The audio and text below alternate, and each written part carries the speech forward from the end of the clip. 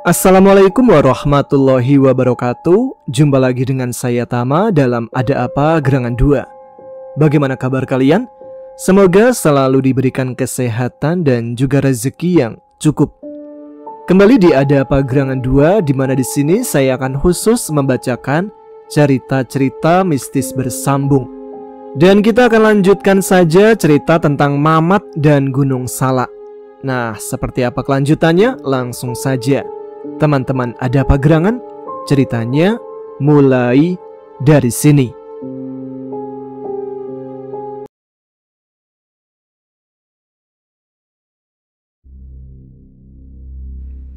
Matahari perlahan merayap menuju persemayamannya, menandakan kedatangan malam yang tenang akan segera tiba. Cahaya senja mempermainkan warna-warni yang indah di cakrawala, menciptakan lukisan alam yang sangat indah. Bik Titin dan Desi yang sudah pulang sejak siang tadi, mereka kini sudah hampir sampai kembali di rumahnya. Mereka berdua menyusuri jalan yang membentang hingga ke desa. Perlahan-lahan hari pun sudah semakin gelap, seiring suara azan maghrib yang terdengar berkumandang. Bik Titin dan Desi pun segera bergegas masuk ke dalam untuk melakukan sholat maghrib. Beberapa menit kemudian, Bik Titin yang sudah selesai menunaikan sholat maghrib, dia bolak-balik keluar rumah. Nampaknya dia sudah tidak sabar ingin menceritakan tentang Mang Kasim pada suaminya. Tidak lama kemudian, dari kejauhan terlihat sesosok tubuh yang sedang berjalan menuju kampung. Bik Titin yang masih diam di depan rumahnya seketika kaget, masuk ke dalam rumah dan mengintipnya dari balik gedek. Dia merasa takut karena di rumah hanya ada dirinya dan Desi berdua. Tetapi setelah sosok itu semakin mendekat, Bik Titin terlihat lega karena ternyata itu adalah suaminya. Pak Rusman pun segera naik ke atas telupuh. Lalu baru saja dia duduk dan hendak meraih gelas minumnya, istrinya langsung mulai berbicara. Nampaknya dia sudah tidak ingin berlama-lama memendam cerita tersebut. Dia ingin menceritakannya kepada Pak Rusman. "Pak, tadi Umi kan ke rumah Mang Kasim dan bertemu dengan anaknya yang perempuan. Dan ternyata dia bilang bahwa Mang Kasim sudah meninggal seminggu yang lalu, Pak," ujar Bik Titin langsung menceritakan intinya. "Astagfirullah, innalillahi wa inna ilaihi roji'un." Dia kaget mendengar cerita dari istrinya dan menaruh kembali gelas yang dipegangnya. "Ah, jangan main-main, Mi. Masa iya sih? Kan Umi sendiri melihatnya tadi malam," ujar Pak Rusman dengan wajah yang tercengang. "Iya, Umi juga menceritakannya pada anak Mang Kasim. Dia juga malah kaget, Pak," saut istrinya menjelaskan. "Kok aneh? Perasaan semalam betul kok dia itu Mang Kasim. Masa iya Bapak lupa wajahnya?" "Iya, makanya Umi juga merasa aneh, Pak." Pak Rusman pun terdiam beberapa saat. Dia mengingat-ingat kembali pertemuannya dengan pamannya tadi malam. Tetapi dia merasa tidak ada yang berubah dari perawakan Mang Kasim, baik wajah maupun tubuhnya. "Oh iya, sebentar Mi," ujar Pak Rusman yang tiba-tiba beranjak dari tempat duduknya. Lalu dia masuk ke dalam rumah dengan cepat. "Dia memberikan ini tadi malam pada Bapak, dan dia juga menyuruh Bapak untuk cepat-cepat menolong Mamat," ujar Pak Rusman yang baru saja keluar lagi, seraya memperlihatkan sebuah benda terbungkus kain hitam. Dan dia juga berkata bahwa benda pusaka ini akan datang dengan sendirinya ketika keluarga kita sedang menghadapi bahaya besar. Dia juga bilang, kali ini Mang Kasim lah yang dipakai perantara oleh benda ini. Tapi setelah tahu Mang Kasim sudah meninggal, Bapak malah curiga. Jangan-jangan justru kodam dalam pusaka inilah yang semalam menyerupai sosok Mang Kasim." "Apa itu berarti Mamat masih hidup, Pak?" tanya istrinya yang nampak sumringah. Dia berkata bahwa dia juga tidak dapat memastikan, dan itu artinya bisa saja Mamat memang masih hidup sekarang karena dia menyuruh Bapak untuk menolongnya. Hanya saja dia tidak tahu apakah Mamat akan tertolong atau tidak. Mendengar perkataan Pak Rusman, Bi Titik dan juga Desi nampak merasa khawatir. Mereka merasa harus ada seseorang yang cepat menyelamatkannya. Malam terus semakin larut. Tidak terasa, obrolan mereka telah menghabiskan waktu hingga 1 jam lebih. Tepat pukul 10 malam, Pak Rusman terlihat sudah siap untuk berangkat menuju ke atas gunung lagi. "Hati-hati Pak, apa Bapak akan langsung naik atau nginep dulu di bawah?" tanya istrinya lagi yang masih tidak sepenuhnya mengizinkan Pak Rusman pergi. "Bapak akan lihat dulu situasinya, Mi. Kalau memungkinkan, Bapak akan langsung naik. Tapi kalau memang tidak, ya paling Bapak istirahat dulu di kaki gunung. Dan paling berangkat subuh nanti," jawab Pak Rusman seraya merapikan perbekalannya. "Ya sudah, Bapak berangkat sekarang ya. Assalamualaikum." "Waalaikumsalam." Pak Rusman mulai melangkahkan kakinya menapaki jalanan desa yang membentang hingga menuju ke perempatan jalan aspal 2 km di depan. Dia membawa sebuah tas dengan perbekalan seadanya dan sebilah golok yang terpajang di pinggangnya. Dia juga tidak lupa membawa sesuatu terbungkus kain hitam itu. Dia menyimpannya baik-baik dengan harapan bisa membantunya nanti. "Sebaiknya aku pakai jalan ke sebelah timur, dan itu akan memperpendek jarak tempuhku, meskipun jalannya lebih curam," ujarnya pelan sambil terdiam sejenak, dan tidak lama kemudian dia pun melanjutkannya. Pak Rusman berjalan dengan perlahan, hingga akhirnya dia pun mulai memasuki hutan di kaki gunung. Langkahnya begitu senyap menapaki setiap jengkal tanah dengan penuh kewaspadaan. Semilir angin malam yang dingin berhembus dengan gemulai menggerakkan pepohonan hingga menciptakan bayangan-bayangan menakutkan. Namun setelah itu, Pak Rusman merasa perjalanannya tidak mungkin untuk dilanjutkan malam itu karena jalanan yang terlalu terjal dan gelap. Sementara itu, dia hanya membawa senter yang sudah redup, sehingga tidak mungkin cukup untuk membantunya berjalan, menerabas semak di pinggiran tebing dalam kegelapan. Selain itu, dia juga sudah merasakan lelah yang sangat menyiksa tubuhnya setelah seharian mencari Atang dan Deden. Kini Pak Rusman akan mulai bersiap untuk membuat saung persinggahan seadanya. Sementara itu, di dalam gua yang panas dan pengap di lereng Gunung Salak yang menjulang tinggi ke atas awan, Mamat baru saja bangkit dari tidur panjangnya. Dia kaget ketika sadar dan mendapati dirinya masih terkurung di dalam gua. Dia pun menatap langit-langit gua dalam posisi tubuh yang masih telentang. "Astagfirullah, ternyata aku masih terkurung di sini," ucapnya seraya melihat ke tubuhnya sendiri dan ke sekeliling ruangan tersebut. "Aku harus segera keluar dari sini. Magmanya sudah semakin mendekat," ujarnya seraya bangkit dan duduk di atas lantai tanah. "Mudah-mudahan saja benar dugaanku bahwa itu adalah tongkatku," gumamnya seraya menatap tajam ke salah satu sudut gua di mana dia pernah merabanya waktu itu. Mamat yang sudah merasakan perutnya keroncongan dan haus, dia langsung mengambil tasnya dengan maksud menghilangkan lapar dan dahaganya. Akan tetapi, dia terkejut ketika membuka tasnya. "Aduh, aku lupa, semuanya udah habis, tinggal ini saja," ucapnya pelan sambil memegangi botol air minum yang tinggal sedikit lagi. Mamat langsung meminum beberapa teguk air. Setelah itu, tanpa berpikir panjang lagi, dia kembali melanjutkan usahanya. Dan kali ini dia melakukannya dengan tenaga yang sudah hampir pulih sepenuhnya. "Bismillahirrahmanirrahim," ucapnya lagi seraya naik ke atas batu dan mulai melihat ke arah dinding gua. "Alhamdulillah, benar apa yang aku kira. Aku harus segera mengeluarkannya dari sini," ujar Mamat yang merasa bertambah senang karena ternyata benar, benda itu adalah tongkatnya. Diambilnya golok yang terikat di pinggangnya, lalu dengan perlahan dia mencongkel tongkat tersebut, sehingga seisi gua pun dipenuhi suara bising yang lumayan keras. Tetapi sepertinya itu bukan pekerjaan yang mudah untuk dilakukan. Sudah hampir setengah jam Mamat mencongkel-congkel dan berusaha menghancurkan batu itu sedikit demi sedikit, tapi sayangnya sepertinya masih sangat jauh untuk sampai bisa melepaskan tongkat tersebut. Mamat pun duduk seketika di lantai gua. entah apa yang akan dilakukannya. Tak lama kemudian, bibirnya komat-kamit. Ia nampak melafalkan sesuatu. Dan belakangan diketahui bahwa dia beberapa kali mengutip beberapa ayat dan doa. Beberapa saat kemudian, Mamat kembali bangkit dan menatap dengan tajam ke arah dinding gua. Matanya fokus memandang tongkatnya. Bismillahirrahmanirrahim.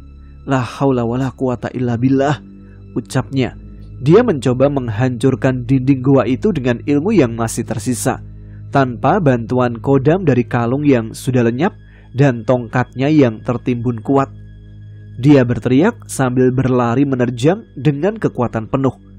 Pukulannya mengenai dinding goa dengan keras, hingga percikan pun jelas terlihat. Mamat terus-menerus mengulanginya beberapa kali, hingga akhirnya dia mulai kehabisan tenaga. Tetapi dinding gua itu tidak berubah sama sekali. Sampai akhirnya dia pun menyadari bahwa harapannya untuk hidup lebih lama semakin jauh. Dia merenungi segala dosa yang pernah diperbuatnya, kecongkakan, kesombongan dan keangkuhannya selama ini. Dia sadar betul bahwa selama ini dia terlalu yakin dengan kekuatan kodam tersebut dan telah lupa bahwa Allah lah yang mengatur segalanya, termasuk hidupnya. Di saat tangisnya semakin menjadi, tiba-tiba dia merasakan ada sesuatu yang berubah dalam ruangan tersebut. Tiba-tiba saja angin bertiup kencang mengelilingi seisi gua entah dari mana. Apa ini?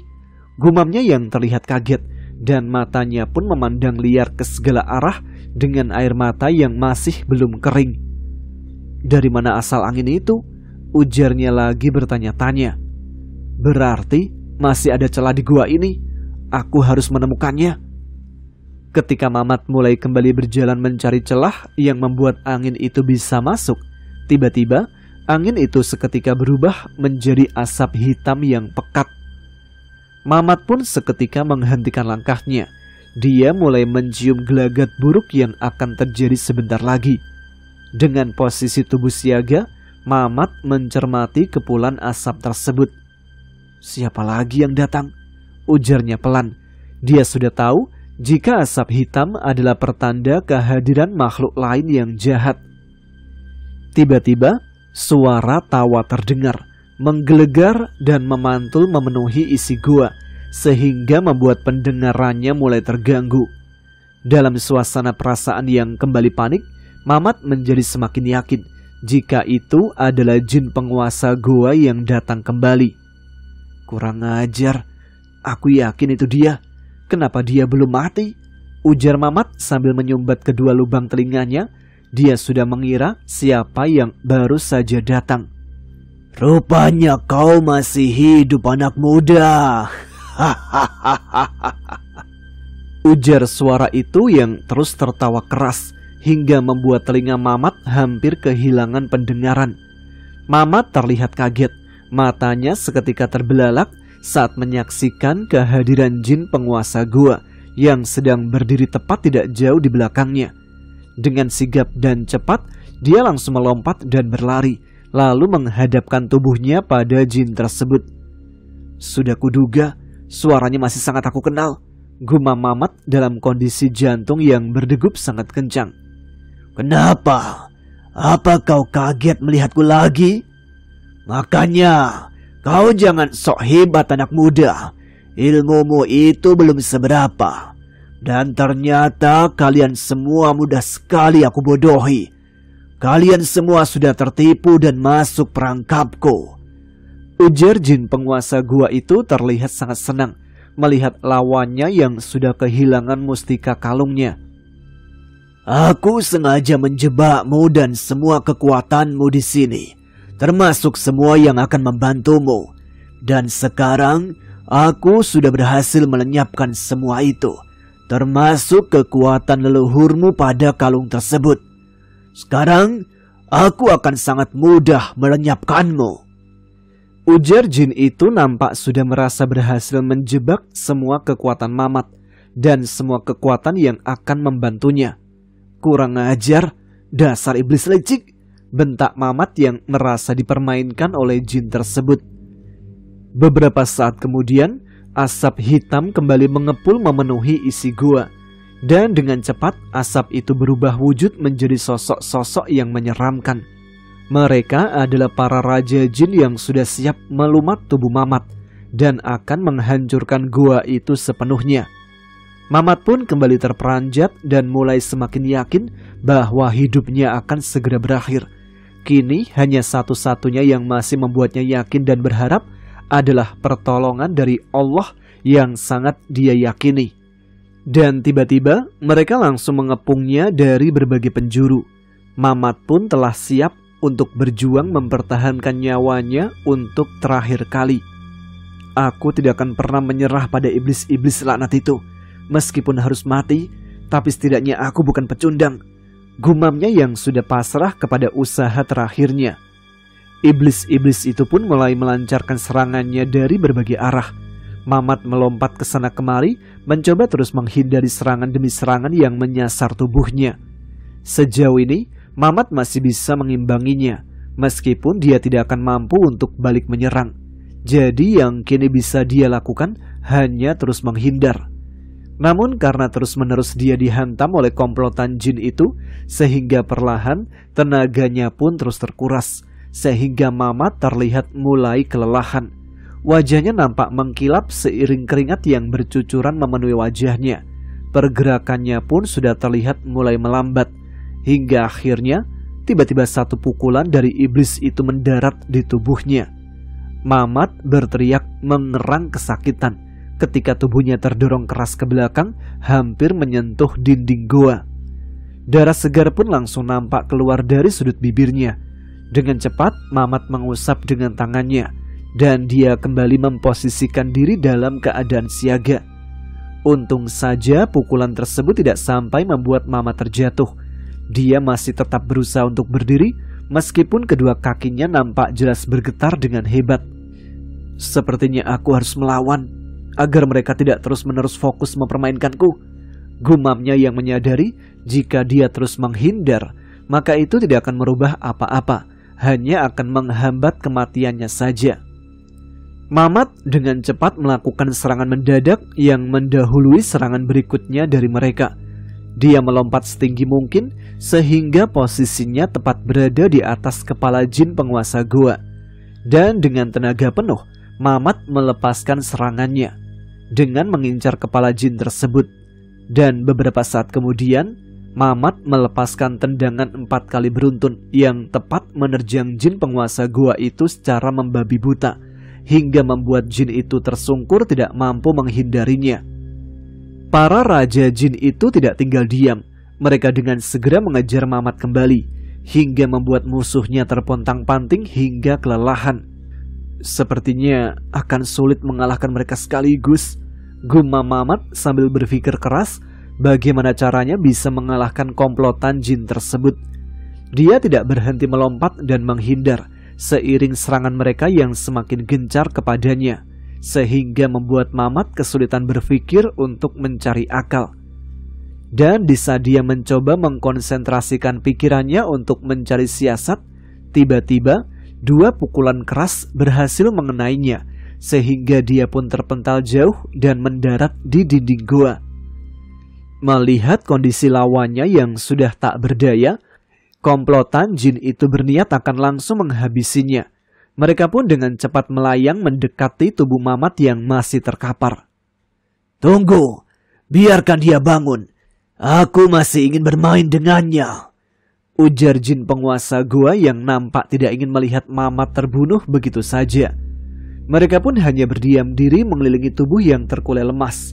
Sementara itu, Mamat yang masih tertelungkup memeluk tanah merasakan sakit di semua bagian tubuhnya. Matanya terlihat sayu memandang kaki mereka yang berjajar mengepungnya. Rambutnya terburai menutupi keningnya yang dipenuhi tanah. Dia nampak berusaha untuk bangkit, namun tenaganya masih belum cukup kuat, sehingga dia pun kembali roboh memeluk bumi. "Mungkin memang sudah waktunya aku harus mati sekarang," gumam Mamat yang sudah kehilangan semua harapan. Dia tidak tahu lagi bagaimana untuk menghindari takdir tersebut. Kemudian komplotan jin itu segera mengeluarkan cambuknya, Dan tidak menunggu lama lagi, mereka langsung menyiksa tubuh Mamat hingga erangan demi erangan terdengar keras menggema memenuhi isi gua. Beberapa saat kemudian, nampak jelas memar dan cucuran darah mulai terlihat dari tubuhnya. Namun mereka terus-menerus menyiksanya tanpa ampun, meskipun erangan perlahan sudah tidak terdengar keluar dari mulut musuhnya.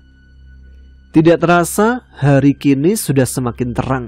Waktu yang terus berjalan tanpa berhenti, perlahan-lahan telah mengantarkan langkah Pak Rusman jauh masuk ke dalam hutan. Suasana pun sudah nampak mulai lebih terang, sehingga Pak Rusman bisa dengan leluasa berjalan menyingkap semak-semak yang menghalangi perjalanannya. Alhamdulillah, sedikit lagi aku akan sampai, gumamnya seraya menghentikan langkahnya sejenak. Pak Rusman pun terlihat semakin bersemangat karena dari kejauhan lereng di mana tempat gua itu berada sudah terlihat di depan mata. Alhamdulillah, akhirnya sampai juga. Aku harus segera bergegas, ucapnya seraya menatap ke sekeliling lokasi gua itu. Astagfirullah, ucapnya saat kedua matanya melihat dengan jelas kepulan asap yang tiba-tiba datang di saat dia hampir sampai di sana. Ini tidak main-main. Aku yakin mereka telah menjaga gua dari siapapun yang berusaha masuk, kata Pak Rusman lagi sambil terlihat sangat siaga. Pak Rusman pun perlahan mulai mundur karena dia merasa ada sesuatu yang tidak beres di gua tersebut. Dan benar saja, tiba-tiba sebongkah batu besar terlihat melayang dan melesat dengan cepat ke arahnya. Pak Rusman dengan sigap melompat menghindari serangan tersebut. Lalu dia kembali berdiri menghadap gua itu lagi. Tunjukkan wujudmu, jangan jadi pecundang, teriak Pak Rusman menantang makhluk tersebut. Tidak lama kemudian, serangan lebih ganas terjadi. Kali ini puluhan batu besar secara serentak melesat dengan cepat ke arahnya. Pak Rusman pun nampak kewalahan menghindarinya, tapi pada akhirnya dia pun berhasil menghindar. Lalu suara gemuruh terdengar sangat dahsyat kala batu-batu itu menghantam pepohonan di belakang Pak Rusman. Tetapi kepulan asap hitam tiba-tiba memecahkan diri, berseliweran kemana-mana dan semakin lama semakin memudar. Pak Rusman pun dibuat bingung karena asap tersebut seketika sudah tidak terlihat lagi. Kemana dia? Ujarnya dengan pandangan mata liar menatap ke sekeliling lokasi tersebut. Dan beberapa saat kemudian dia pun dibuat kaget karena ternyata asap-asap itu telah menjelma menjadi ratusan makhluk halus yang mengelilinginya. Astagfirullah, ucap Pak Rusman dengan wajah yang nampak panik seketika. Dia terlihat pasrah dengan keadaan, tetapi dia tidak bermaksud untuk menyerah. Dengan pandangan mata yang liar, Pak Rusman terlihat berputar, menatap satu persatu dari mereka dengan penuh waspada. Mereka pun langsung melakukan serangan dengan tiba-tiba. Pak Rusman berteriak sambil melompat ke berbagai arah, dan serangan itu gagal mengenainya. Suara gemuruh pun terdengar keras. Mereka nampak mengerahkan serangannya secara bersamaan. Dan tiba-tiba terlihat kilatan-kilatan cahaya berseliweran mengarah tubuh Pak Rusman dengan cepat. Pak Rusman tidak berhenti terus melompat ke sana kemari, sampai entah berapa serangan yang mengenai tubuhnya. Dan seketika dia pun terpental jauh ke atas tebing, hingga terdengar suara ledakan yang sangat keras yang membuat tempat itu nampak bergetar.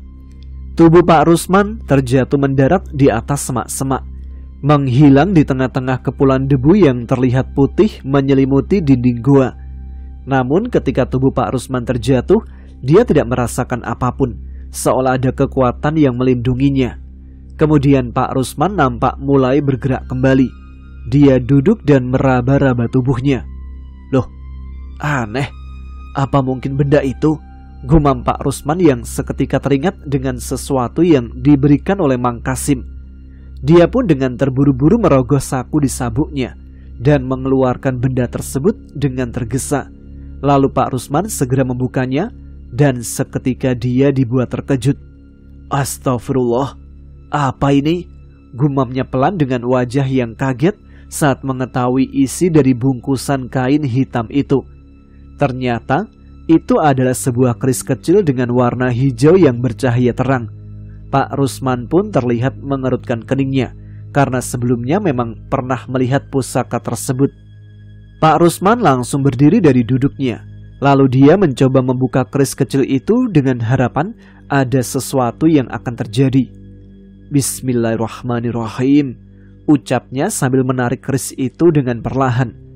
Dan seketika Pak Rusman kembali terlihat kaget, karena ketika keris itu keluar sepenuhnya dari sarangnya, tiba-tiba berubah menjadi besar layaknya senjata keris pada umumnya. Cahaya hijau nampak terpancar dengan begitu menyilaukan. Seketika, sekeliling tempat itu berubah. Tiba-tiba angin bertiup dengan kencang dari berbagai arah. Kemudian nampak membuat pusaran tepat di ujung keris tersebut, sehingga debu yang mengepul tiba-tiba menghilang. Ya Allah, semoga saja ini benar nyata, gumam Pak Rusman yang merasa sedang bermimpi. Lalu Pak Rusman tidak menunggu lama lagi. Dia langsung balik menyerang anak buah iblis-iblis laknat itu yang masih berdiri mengelilingi tempat tersebut. Pak Rusman berteriak seraya berlari dengan cepat menghunuskan keris itu pada mereka. Sementara itu, di waktu yang bersamaan, Mamat yang tubuhnya sedang menjadi permainan komplotan Raja Jin di dalam goa, seketika dia mendapatkan kekuatannya kembali.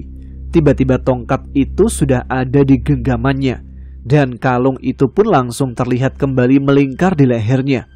Astagfirullah, ucap Mamat yang seketika merasa kaget dibuatnya.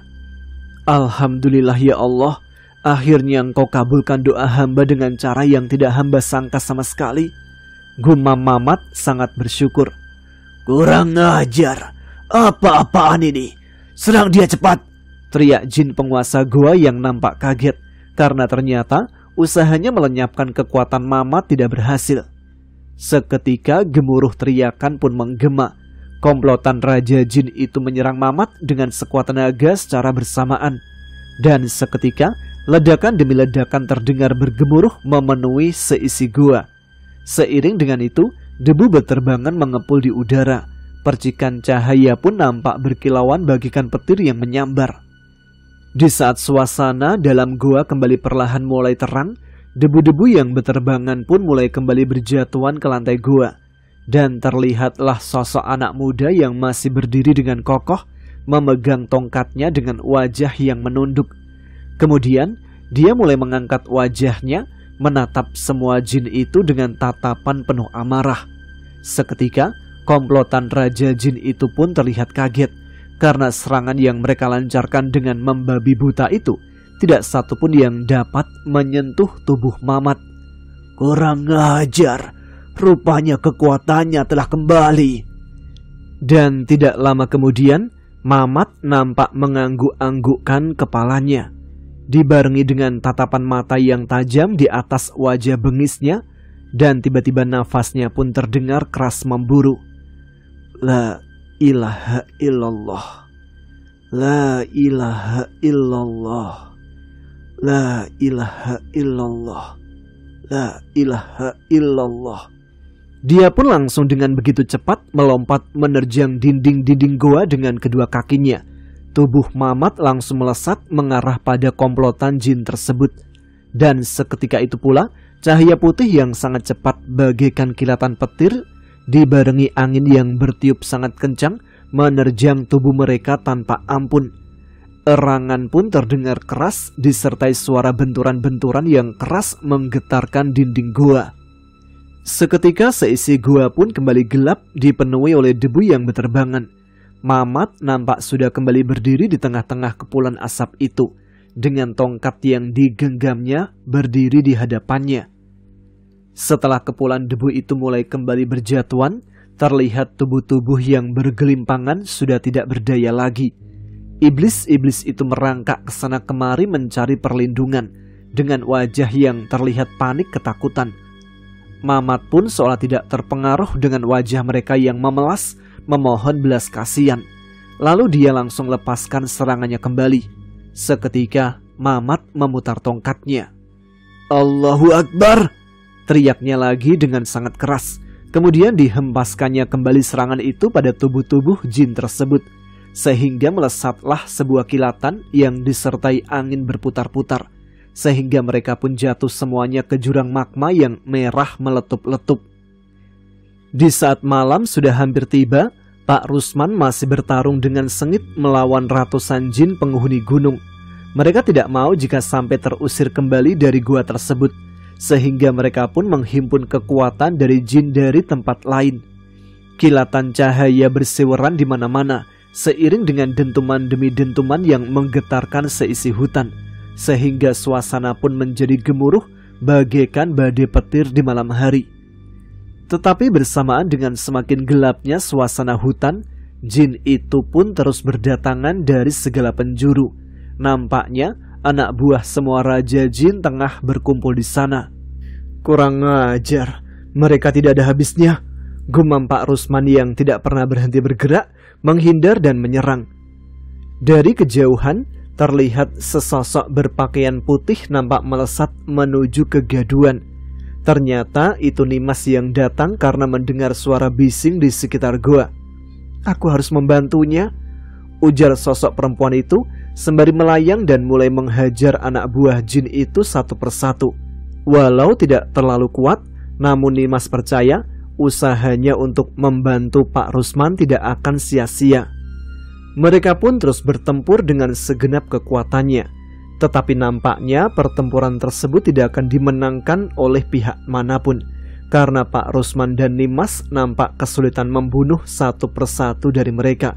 Sementara para jin terus berdatangan. Sementara itu, di dalam goa, Mamat menatap ke arah pintu goa yang tertutup rapat, berusaha mencari celah agar bisa secepatnya keluar. Tapi tiba-tiba tatapan kedua matanya berhenti dan fokus pada dua pusara yang ada di lantai gua. Abah, Ambu, ucapnya lirih dengan wajah sendu seraya berjalan mendekati kuburan keduanya. Kemudian dia duduk bersimpuh di depan pusara keduanya. Kedua tangannya nampak diletakkan di tanah kubur itu, dan kepalanya menunduk penuh kesedihan. Di saat batinnya semakin terpuruk dan merasa tak berguna, Kiai Sandra datang menjelma. "Assalamualaikum," ucap Kiai Sandra yang tiba-tiba duduk bersimpuh di depannya, tepat di seberang kedua pusara tersebut. Mamat pun nampak kaget dibuatnya, sehingga lamunannya pun buyar seketika. Dia mengalihkan pandangannya ke arah depan. "Waalaikumsalam.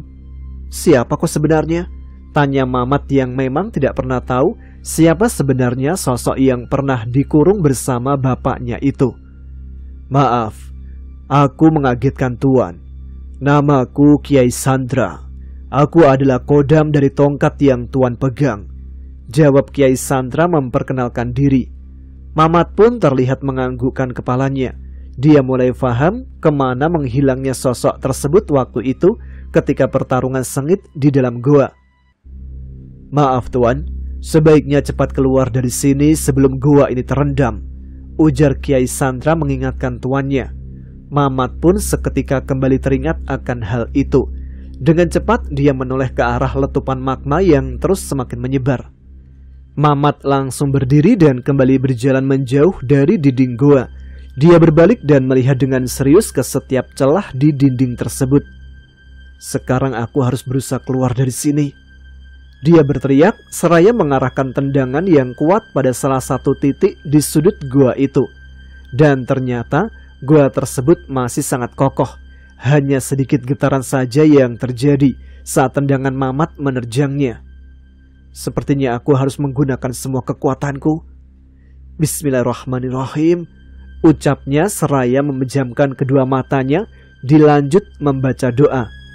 Setelah memfokuskan pikiran dan kekuatannya, dia kembali berteriak sambil melakukan tendangan yang mengarah ke dinding gua tersebut. "Allahu Akbar!" Suara ledakan pun terdengar bergemuruh dengan keras, dan seketika itu pula mulut gua yang baru pun terbuka. Pak Rusman, Nimas dan para jin yang sedang bertarung di luar gua seketika kaget karena tiba-tiba terjadi ledakan dahsyat yang berada tepat di belakang mereka. "Pak!" teriak Mamat yang melihat bapaknya berlari masuk ke dalam gua. Dengan mata berkaca-kaca, Pak Rusman menatap anaknya. Dia pun berlari dengan cepat menghampirinya. Semakin dekat Pak Rusman melangkah, tangisnya pun pecah tak tertahankan lagi. "Mat!" teriak Pak Rusman memeluk tubuhnya dengan sangat erat. Mamat pun tak dapat membendung rasa harunya kala melihat betapa gigihnya seorang bapak memperjuangkan dirinya dengan segenap hidupnya. "Pak!" ucap Mamat dengan lirih dalam pelukan yang erat dan diselubungi rasa haru yang sangat pekat. "Di mana Bahjajat dan Ambu, Mat?" tanya Pak Rusman yang teringat dengan keduanya yang tidak melihat bersama Mamat. "Mereka sudah tiada, Pak," sahut Mamat seraya tertunduk. "Lalu, di mana jasad mereka sekarang?" "Di dalam, Pak. Mamat sudah menguburkan keduanya." Mereka pun berjalan dengan cepat kembali masuk ke dalam goa. Dan dari kejauhan terlihat dua pusara yang terbuat dari gundukan tanah tanpa tanda pengenal. "Ya Allah, Abah, Ambu, maafkan saya karena tidak bisa menyelamatkan kalian," ujar Pak Rusman yang seketika kembali dirundung rasa bersalah, sehingga ketiganya pun kembali terlarut dalam kesedihan. Beberapa menit kemudian, tanpa mereka sadari, ribuan jin terlihat berjejal memenuhi mulut goa. Mereka mengepung ketiganya yang masih berada di dalam goa tersebut. "Bapak tunggulah di sini, biar Mamat yang menghadapi mereka," ujar Mamat seraya menarik bahu Pak Rusman dan berjalan ke depan untuk menghadapi mereka. Ketika Mamat telah berdiri tepat di depan para jin itu, dia menghentakkan tongkatnya dengan keras yang menggetarkan lantai goa. Seketika pasukan jin itu berhenti. Mereka nampak ketakutan melihat sosok Kiai Santra yang berdiri tepat di samping Mamat. "Dengar, semua raja kalian sudah aku habisi. Kalian menyerah dan bertobatlah segera, atau aku binasakan kalian sekarang," ujar Mamat berteriak lantang kepada mereka. Tidak lama kemudian, Pak Rusman dan Nimas langsung menyusul. Lalu keduanya berdiri di barisan Mamat bersama Kiai Santra. Keempatnya nampak sudah siap menghadang para jin tersebut. Tidak lama kemudian, salah satu dari jin itu berjalan selangkah ke depan. Sepertinya dia merupakan salah satu jin paling berpengaruh di antara ribuan jin tersebut. "Sebenarnya kami tidak bermaksud mencelakai manusia lagi. Kami tahu bahwa kami telah kalah. Tapi daripada kami terusir dari sini, lebih baik kami melawan sampai mati," ujar salah satu jin itu seolah mereka hanya menginginkan untuk tetap tinggal. "Baik, aku akan biarkan kalian tetap tinggal di sini. Dan aku juga tahu di sini memang tempat kalian. Tapi jika kalian tidak bertobat, aku tidak percaya bahwa kalian akan berhenti membuat ulah. Maka lebih baik aku menghabisi kalian sekarang juga," ujar Mamat dengan tegas memerintahkan mereka untuk bertaubat. "Berdebah, kau kira siapa dirimu? Seenaknya saja memerintah bangsaku," gumam jin itu merasa tidak senang dengan ancaman Mamat. "Lalu apa yang harus kami lakukan?" "Aku tidak akan memaksa kalian untuk mengikuti agamaku. Tapi cukup bertobatlah dan jangan berbuat onar lagi. Maka aku tidak akan mencampuri urusan kalian di sini." "Baiklah, kami akan mengikuti kemauanmu, asal kami tetap bisa tinggal di gunung ini," ujar jin itu terdengar menerima syarat yang diajukan oleh Mamat. Setelah itu, ribuan jin tersebut berubah menjadi kepulan asap hitam dan lenyap seketika. Demikian pula dengan Kiai Santra yang langsung menghilang kembali masuk ke dalam tongkat tersebut. Sementara itu, di kampung halaman, para warga dikagetkan dengan kepulangan Atang dan Deden yang diantar oleh mobil kolbak yang merupakan milik Mang Naryo, salah satu pemburu yang menyelamatkan mereka dan membawanya ke rumah sakit untuk mendapatkan pertolongan. Sebenarnya sudah beberapa hari sebelumnya, Deden sudah dinyatakan pulih.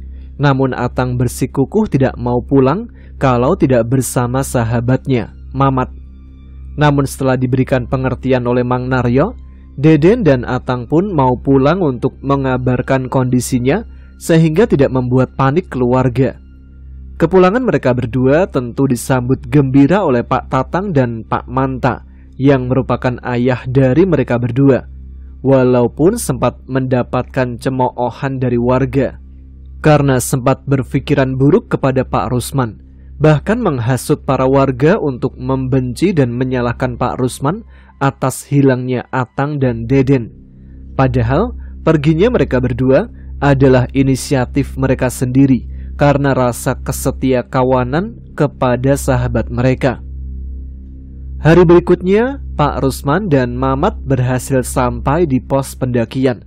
Di sana mereka melaporkan kematian Abah dan Ambu pada petugas base camp.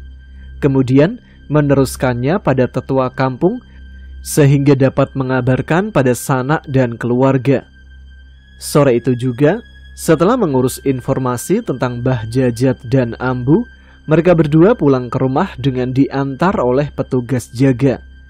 Kepulangan mereka tentu saja disambut bahagia oleh Bik Titin dan juga Desi. Malam itu, mereka pun dapat kembali bersama, bernaung di bawah rumah yang nyaman di kaki Gunung Salak. "Mat, aku minta maaf ya," ucap Desi dengan kepala tertunduk sambil duduk di balai depan rumah bersama Mamat berdua. "Maaf untuk apa, Des?" "Maaf, karena semua ini terjadi karena kami yang mengajakmu mendaki. Dan maaf juga karena aku sempat berpikir buruk tentangmu." "Kamu jangan berpikir begitu, Des.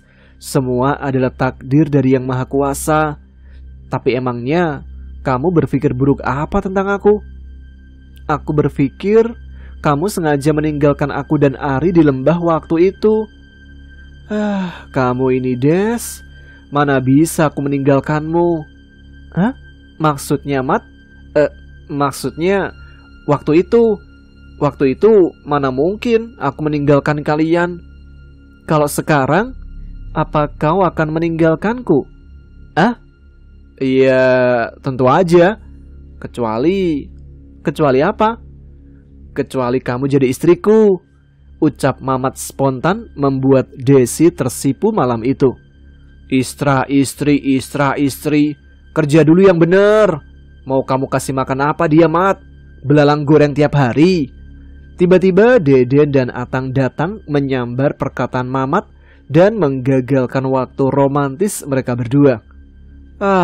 Kalian malah datang, pengganggu." Sementara itu, Arya Pranata saat ini telah berhasil mengganti identitasnya, kemudian pergi menuju Banyumas. Di sana dia kembali mencari pesugihan untuk mengumpulkan harta kembali. Kisah ini terinspirasi dari kisah nyata Arya Pranata yang tega menjual saudara sekandung dan istri pada makhluk gaib demi harta kekayaan. Sementara sebagian kisah di sini hanya fiktif belaka dan penambahan semata agar jalan cerita lebih menarik. Ya, mungkin saat ini sosok Arya Pranata berhasil lolos dari pengadilan dunia, tapi kelak akan ada pengadilan sesungguhnya yang tidak akan bisa dia hindari. Nah, itu dia teman-teman, akhir cerita dari perjalanan Mamat yang harus berurusan dengan makhluk gaib di Gunung Salak karena ulah salah satu orang yang bernama Arya Pranata. Orang laknat emang ini. Tapi semoga ada sebuah pelajaran yang bisa kita ambil dari cerita ini ya. Terima kasih pada teman-teman Adapa Gerangan yang selalu menyimak setiap episodenya, dari mulai part 1 sampai part terakhir ini. Dan kita akan lanjut dengan cerita terbaru di episode selanjutnya. Terima kasih untuk kalian semua. Terima kasih atas support kalian tentunya. Jangan lupa tuliskan komen, tunjukkan eksistensi kalian. Dan sekarang saya harus pamit. Jumpa lagi di episode selanjutnya. Tetap semangat, jaga kesehatan. Wassalamualaikum warahmatullahi wabarakatuh.